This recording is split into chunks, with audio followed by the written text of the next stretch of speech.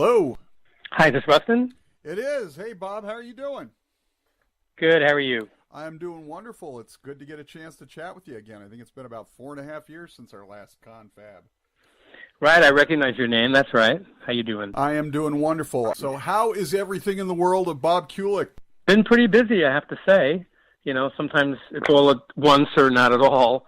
In this case, it appears the synchronicity of all that was put into place is now coming to pass. So I have my solo record coming out next month with my 23 guest artists, all my friends and people that I've been working with, my brother, some new people that I just met here in Vegas. I'm very excited about that. I have the Kiss Cruise coming up in November with my brother and Brent Fitz and Todd Kearns, all of whom are on my CD. And we're going to be doing a show on the Kiss Cruise boat alongside Kiss and Extreme. So that should be fun.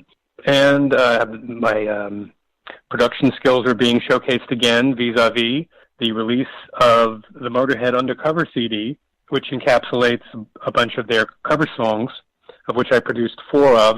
The Whiplash, the song that won the Grammy for Best Metal Performance in 2004, right. God Save the Queen, Shoot 'Em Down, and Jumpin' Jack Flash are the 4 covers that I did on the Motorhead CD that'll be coming out soon. So all of this happening all at one time, it's been a lot.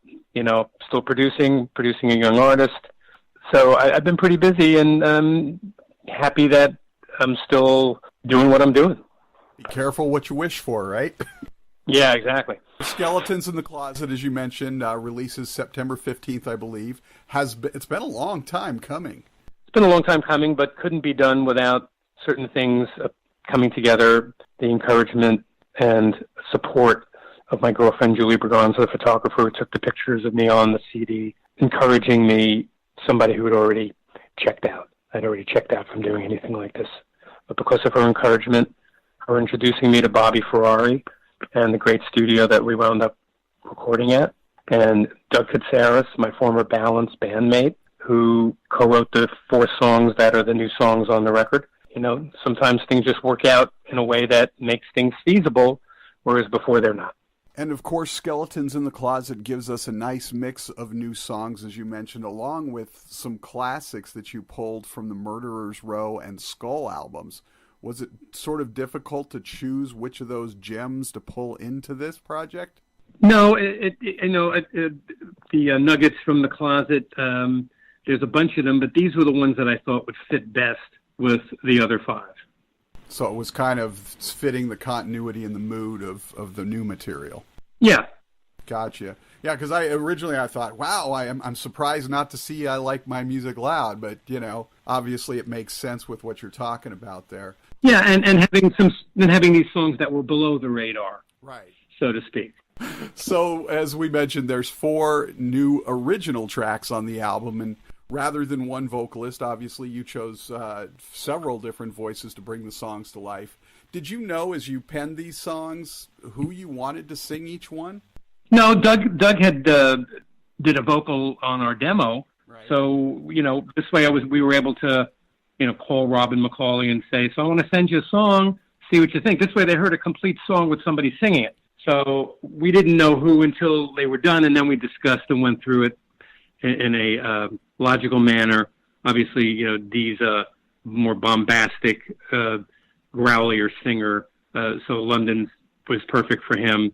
Robin seemed like he'd be really great for, Not Before You. And, we just went down the list, and this is how we figured it out. And fortunately, I'm pretty good when it comes to the casting point of the program, so I think my casting was pretty good for the 23 guests here. Absolutely. It's an incredible lineup, and you always work with such amazing people, which speaks volumes about the respect that you have in the industry. So take us through each of the new original tracks, if you will, because they're your new children, so to speak, and I'm sure they each have their own interesting story. Well, the first 2 songs are kind of the love songs. So the rich man telling the story of somebody who's found their true love, whether it be a person or music or something like that. You know what I'm saying? This is about that, and it just tells the story. I may not have this, that, and the other thing, but I Have You and I'm Feeling Like a Rich Man. That was the sentiment of that song, kind of in its own way, I guess, for a reference sake, kind of stylistically like a heavy Van Halen tune. Todd Kearns from Slash's band, amazing vocal on there with Vinny Appice and Doug on keyboards and background vocals, and Rudy Sarzo on bass. So that's Rich Man, Not Before You. Robin McCauley, great singer, loved this song, love his little ad-lib at the end. He really got into it, and that was important that everybody put their stamp on it. That was key to me. And the band on that was Brent Fitz and my brother playing bass, as he was one of the co-writers. Right. And Doug again on keyboards. London, Dee Snider, Bobby Ferrari, my producer, who is an excellent bass player, played bass, and the inimitable, amazing Frankie Benally on drums, who came up with that drum beat for this song that I think really kind of put it in the place that made it totally unique. I was going to say, there's just such a great vibe on that song, and we'll talk about this more again in a moment, but there was sort of an Alice Cooper thing going on there with it initially. I was like, wow, I really dig this. Oh, you're talking about the Goldfinger track? No, I'm going to get to that one, but I had sort of a sense of that whole Alice Cooper thing going on too, going back to like the Welcome to My Nightmare album sort of vibe going on. Yeah, London too. London does have that darkness about it, it does. But Player, you were getting to Player? Yeah, Player, Andrew Freeman was somebody I had not worked with in the past. Met him at the Rock Vault with a bunch of the guys. He came by the studio. He loved the tune, and he's on there, and I'm really happy he participated. So Scott Coogan on there as well, and Rudy Sarzo, and Doug Katsaris again.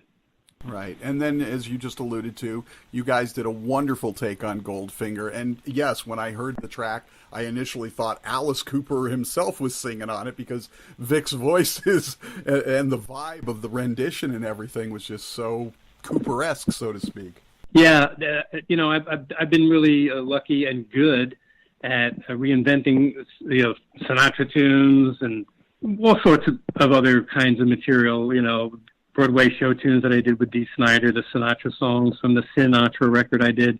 So it just seemed like, Goldfinger is one of my favorite things of all time. I always loved the way that would just bam, bam, and to be able to put that onto the guitars, it gave it some balls and just made for something unique.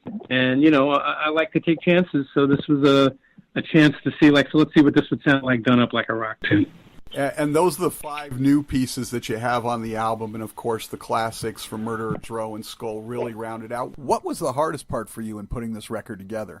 The hardest part was the scheduling, obviously. That's always the hard part. Okay, so when are you back in town? One of those. That was difficult. But, it was patient. It was not a race. It was a get it right. So, as far as I was concerned, take your time and just get it so that it's great. That was the main issue. Well, I think you guys really hit a home run with this, and I think you chose some perfect tracks from the other albums to really bring it all together, and it came out nicely. And I promise you I wouldn't keep you all day. We dug into the past deeply last time we talked. But real quickly before we get out of here, the last time we spoke, we chatted a bit about Kiss and your time in Meat Loaf. But not a lot of people are aware that you recorded a couple of albums with WASP, including the seminal work, The Crimson Idol. Tell us about the experience of making that and, of course, the other album you did as well. It was very exciting. I'd known Blackie and excited that he liked my approach to the song The Idol, which was the first song that we did. My more, shall we say, Dave Gilmour approach to this. And then, moving on to Dr. Rocker and Chainsaw Charlie and some of the other songs gave me a chance to kind of stretch out. My regret was that I was not involved more. I wish that, I could have been in the band, as a full member and all of that. But, it just wasn't meant to be. But the result is still great. Yeah, a lot of people would say that Crimson Idol is WASP's best album overall, and even the follow-up that you were on, Still Not Black Enough, is a fantastic record. So before we get out of here then, you were just talking about all the great things that are coming up and that you've been working on, but you're always making these incredible compilations. You're producing some great new stuff with a young artist you mentioned without saying names or anything. What can you tell us about that artist and project? Well, coming right up immediately, the record, The Kiss Cruise, the Motorhead CD with the 4 songs I produced, and followed that by Gene's box set, which is going to have Gene Simmons' box set, which is going to have 3 or 4 of the songs that I wrote with him back in the day that never saw the light. Oh, wow. So there's that.